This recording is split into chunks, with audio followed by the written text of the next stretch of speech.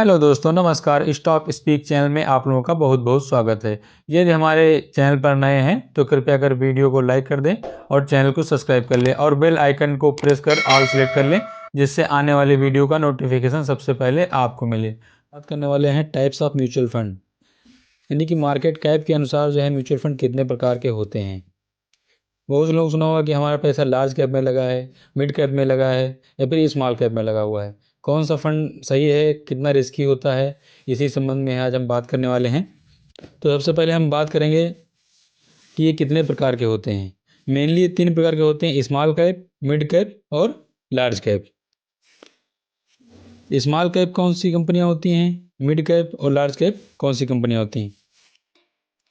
तो सबसे पहले हम बात करेंगे लार्ज कैप म्यूचुअल फंड क्या होता है। तो जो लार्ज कैप म्यूचुअल फंड होता है, ये फंड अपने कोष का, यानी कि इनका जो अधिकतम रुपया लगा होता है वो एक बड़ी हिस्सेदारी जो बड़ी बाजार पूंजीकरण कंपनियां होती हैं उनमें निवेश करते हैं। और ये जो लार्ज कैप फंड होते हैं ये निश्चित समय अवधि में जो है निश्चित रिटर्न लगभग लगभग देते हैं। इन फंडों को कम आय, स्थिर, कम जोखिम और कम रिटर्न प्रकार के रूप में वर्गीकृत किया गया है।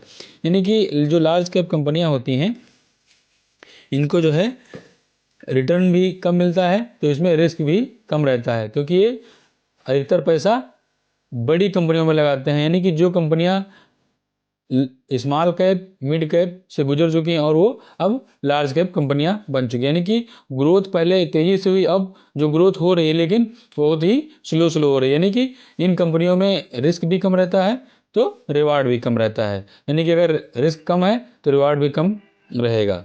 जो रिलायंस कंपनियां हैं तो धीरे धीरे ग्रो कर रहे हैं, क्योंकि ये सब लार्ज कैप कंपनियां, TCS, ये सब क्या है, लार्ज कैप कंपनियां, ये ग्रो धीरे धीरे ही करेंगी। यानी कि अगर आप जो है एक समयावधि देखेंगे, यानी कि आपका पैसा अगर 5 साल में डबल हो रहा है तो कंपनियां, लार्ज कंपनियां 5 साल में आपके पैसे को आराम से डबल कर देंगी।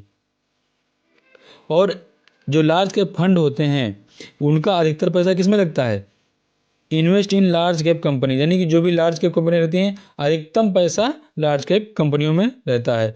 लो वोलेटिलिटी, यानी कि उतार चढ़ाव जो है इसमें बहुत कम रहता है।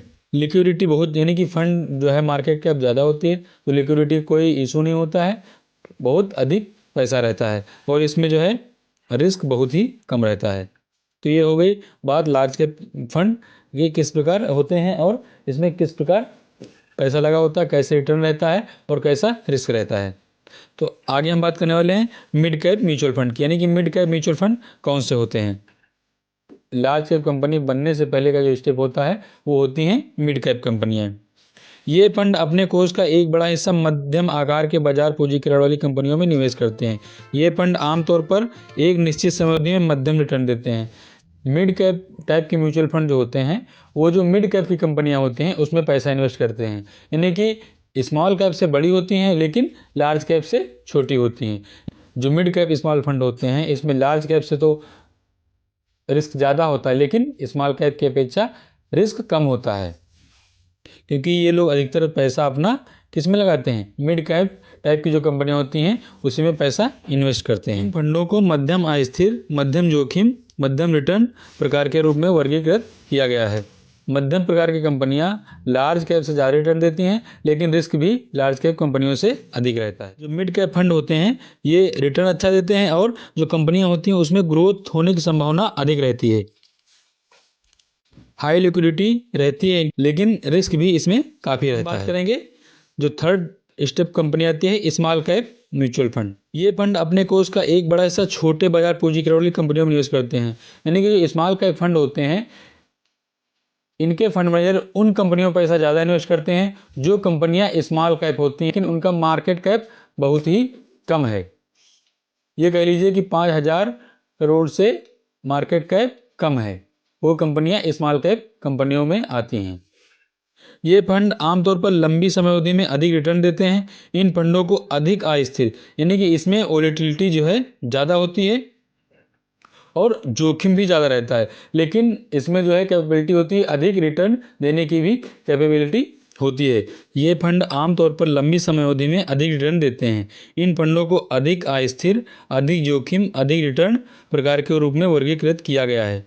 स्मॉल कैप म्यूचुअल फंड में अगर रिटर्न ज़्यादा मिलते हैं तो रिस्क भी ज़्यादा रहता है, क्योंकि कंपनियों की साइज स्मॉल होता है और इनका मार्केट कैप बहुत ही कम होता है, इनके पास लिक्विडिटी बहुत कम होती है। अगर कोई भी समस्या आ जाती है तो कंपनी हो सकता है अपने आप को ना उबार पाए और क्या कंपनियां बंद भी हो जाती हैं। स्मॉल कैप कंपनियां होती हैं, ये स्मॉल कैप म्यूचुअल फंड में स्मॉल कैप वाली जो कंपनियां होती हैं उनमें पैसे इन्वेस्ट करती हैं। इसमें हाई वोलेटिलिटी यानी कि उतार चढ़ाव ज़्यादा रहता है। कभी कभी ये 50% भी कंपनियां गिर जाती हैं और जब अच्छा रिजल्ट आता है तो उसके बाद 50% आगे बढ़ भी जाती हैं।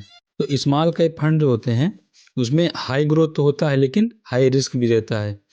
और ये स्मॉल कैप म्यूचुअल फंड जितने होते हैं वो अधिकतर जो आपका पैसा है इसमें लगाते हैं। जो स्मॉल कैप कंपनी जो होती हैं उसमें पैसा इन्वेस्ट करते हैं। हाई वोलेटिलिटी यानी कि उतार चढ़ाव भी इन जो है फंडों में अधिक होता है। तो अगर आप लंबे समय के लिए पैसा लगा रहे हैं यानी कि लॉन्गर होरिजन है, यानी कि अगर आप लंबे समय के लिए पैसा लगाना चाहते हैं तो ये फंड आपके लिए सही रहेगा।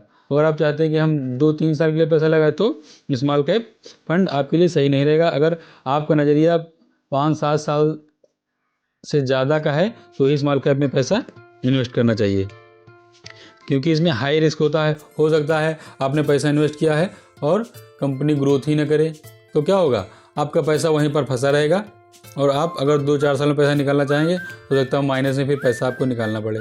तो अगर आपको नज़रिया जो है 5 साल से अधिक का है तो ही स्मॉल कैप फंड में लगाना चाहिए। तो दोस्तों वीडियो देखने के लिए बहुत बहुत धन्यवाद, और अगर वीडियो अच्छा लगा हो तो वीडियो को लाइक कर दें। मिलते हैं नेक्स्ट वीडियो में, तब तक के लिए धन्यवाद।